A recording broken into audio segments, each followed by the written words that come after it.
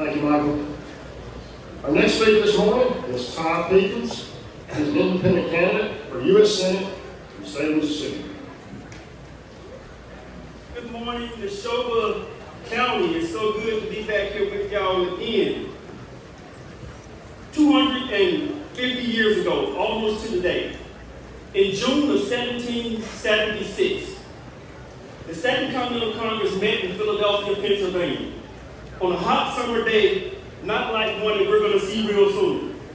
Congress assigned a committee of 5 men, a task that would change history. Draft a statement to the world. The committee signed the primary writing to Thomas Jefferson. He rented a quiet room in a red 3-story brick house just outside of town. And in that quiet room, away from the noise, the arguments, and the distractions, he wrote words that have echoed across 250 years. We hold these truths to be self-evident, that all men are created equal, that they are endowed by their Creator with certain unalienable rights, that among these are life, liberty, and the pursuit of happiness. Those words didn't make America perfect, but they gave America a promise, a measuring stick, and the authority to say that government does not belong to kings, doesn't belong to the powerful, doesn't belong to the wealthy, and doesn't belong to political parties. It belongs to the people. And Jefferson didn't stop there. He wrote that government derived their just powers from the consent of the governed, and that when government becomes destructive of the people's right, it is the right of the people to alter it. In plain English, Jefferson was saying something revolutionary. Government doesn't own the people. Political parties don't own the people. The powerful don't own the people. We, the people, own the government. And when government stops working for us, we have the right and the responsibility to change it. That doesn't mean tearing down America. It means renewing America. And that's why I'm standing before you today. My name is Todd Pickens. I am a veteran. I served 21 years on active duty, including 3 combat tours, more than 36 months at war. I'm a lawyer. I'm an author. I'm a proud son of the Mississippi Delta. And I'm running to be your next United States Senator. But I'm not running as a Republican. I'm not running as a Democrat. I'm running as an independent. I'm running as an independent veteran for Mississippi because leaders in both parties in Washington have failed to live up to the principle Jefferson put on paper 250 years ago. For nearly half a century, both political parties have had multiple chances to lead under unified government, controlling the White House, the House of Representatives, and the United States Senate at the same time. They had the power. They had the votes. They had the opportunity to deliver lasting change. And still, we're dealing with a broken immigration system, rising prices, unaffordable health care, exploding debt, and war after war after war. The truth is, if both parties had the opportunity to fix it, then both parties share responsibility in it being broken. They've had their hands stuck in the big money cookie jar for so long, they no longer know how to govern for everyday people.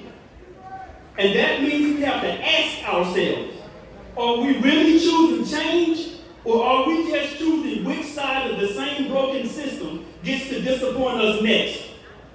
It's like we've got a hole in our roof. It's leaking. So we hired the blue contractor to fix it. He climbs up, looks at the hole, comes back down, and the roof is still leaking. A few years later, we hired the red contractor to fix it. He climbs up, looks at the same hole, comes back down, and the roof is still leaking. Then both contractors stand in your front yard, point fingers at each other, argue about who failed to fix the leak, then ask you to hire one of them again. At some point, we have to say enough.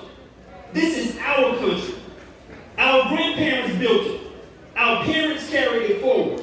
Our sons and daughters defend it. And our teachers, nurses, farmers, workers, and small business owners keep it going every single day. So when did we bend the knee to the big money controlling our elected officials? When did we accept the idea that a millionaire's checkbook is more powerful than a citizen's vote? This country does not belong to millionaires and billionaires buying access in Washington. It does not belong to corporate PACs, lobbyists, party bosses, or the two political parties that helped create this shit that we're in today. It belongs to we the people. In 1776, there were no formal political parties the way we know them today. During the Revolution, the divide was not Republican and Democrat. It was patriots and loyalists. Patriots who believed America had the right to govern itself, and loyalists who remained loyal to the British Crown. And 250 years later, I believe we face another defining question. Will we remain loyal to two political parties that keep failing us, or will we declare our independence from a broken system trying to see something better? Right now, 6 independent veterans like myself are running for United States Senate across this country. If even 3 of us win, we can deny either party an outright Senate majority. And if both parties have to come to those independents to form a majority, my answer is simple. That sounds good, but it ain't free. If you want our votes, Mississippians deserve guaranteed votes on single-issue bills banning congressional stock trading, overturning Citizens United, getting big money out of our politics, passing a budget, and lowering the cost of gas, groceries, and health care. And Mississippi gets an added bonus. For too long, national voices have called Mississippi last, divided, poor, racially polarized, and politically stuck. Well, what if we prove them wrong? What if America woke up the day after the election to the headline, Mississippi sent an independent veteran to the United States Senate to hold both parties accountable? At some point, some state is going to do it. Why not Mississippi? Why not us? I grew up in poverty in the Mississippi Delta. I became the first in my family to graduate high school and attend college. I served our country honorably for 21 years, 36 months at war, and I would do it again if I had to. I've earned 2 law degrees, and since graduating from law school for the last 6 years, I've worked for free in some of Mississippi's poorest communities. But let me be clear, I'm not an exception. I'm proof that Mississippi has talent in every county, every town, and every community in this state. We have courage, we have grit, and we have people who still believe in doing the hard right over the easy wrong, even when no one is listening. Let's stop allowing these 2 parties to send mediocre candidates to Washington, D.C. to represent a state full of extraordinary people. I had the courage to step away from the 2-party system to offer you something different on the ballot this year. Now I'm asking you to have the courage to do something different too. If you say you want big money out of politics, I'm the only candidate in this race who refuses money from millionaires, billionaires, super PACs, and lobbyists. If you say you want to ban congressional stock trading, I'm the only candidate that does not own stock and will not buy, sell, or trade stock in Washington. If you say you want a senator who is not beholden to the pro-Israel lobby, I'm literally the only candidate in this race who is not tied to AIPAC. I do not answer to millionaires. I do not answer to billionaires. I do not answer to lobbyists. I do not answer to party bosses. I answer to you, period. Every generation has a responsibility. 250 years ago, ordinary Americans stood up and declared independence from a king. Today, our generation must declare independence from a political system bought and paid for by big money and special interests. After our country declared independence, the Continental Army fought at Lexington and Concord, Bunker Hill, Trenton, and finally Yorktown, where the British surrendered, and the United States of America was born. 11 years after that, the founders gathered again in Philadelphia. Benjamin Franklin stared at a carved image of a sun on the back of George Washington's chair. For weeks he wondered whether that sun was rising or setting. At the end of the convention, he said he finally knew it was rising. I believe it's rising.